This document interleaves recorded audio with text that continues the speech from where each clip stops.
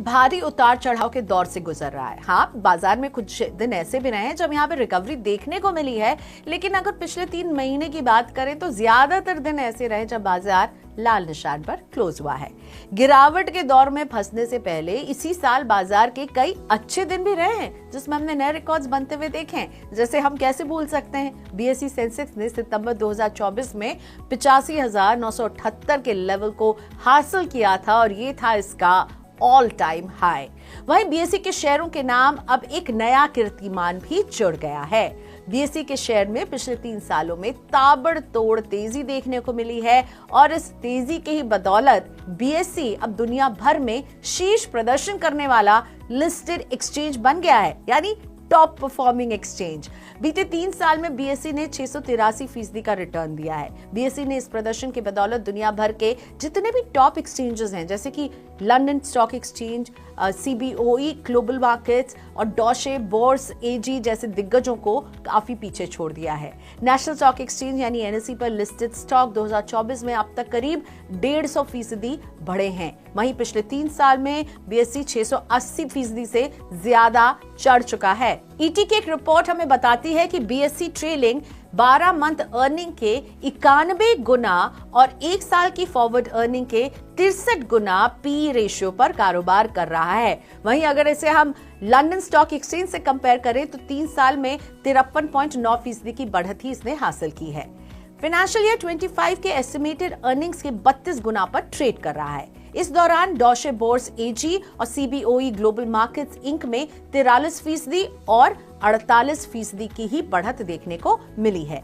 दूसरे top listed exchange से जब हम कंपेयर करते हैं तो सिंगापुर एक्सचेंज ने 3 साल में 35%, नैस्डैक ने 14.2%, सीएमई ग्रुप इंक ने 12.1%, जबकि यूरोनेक्स्ट एनवी ने 12% का ही रिटर्न दिया है। डेरिवेटिव यानी फ्यूचर्स एंड ऑप्शन कॉन्ट्रैक्ट में बढ़ती दिलचस्पी और इक्विटी यानी शेयरों में निवेशकों की भागीदारी में रिकॉर्ड उछाल ने बीएसई को बुलंदी तक पहुंचाया है और पसंदीदा भी बनाया है। हालांकि बेहतर प्रदर्शन की वजह से बीएसई सबसे महंगा एक्सचेंज भी बन गया है। घरेलू शेयर बाजार को इक्विटी डेरिवेटिव सेगमेंट में रेगुलेटर से भी कड़ाई का सामना करना पड़ रहा है, जिससे डेरिवेटिव सेगमेंट के ट्रेडिंग वॉल्यूम में कमी आने की अब आशंका है। एनालिस्ट ने चेताया है कि इक्विटी डेरिवेटिव्स पर सख्ती के कारण बीएसई की वैल्यूएशन अनसस्टेनेबल यानी टिकाऊ नहीं है। सख्ती की वजह से डेरिवेटिव वॉल्यूम में गिरावट देखने को मिल सकती है। ब्रोकरेज फर्म जेफरीज ने अपने नोट में कहा है कि फाइनेंशियल ईयर 2025 के सेकेंड हाफ में वॉल्यूम में 25% की कमी देखने को मिल सकती है।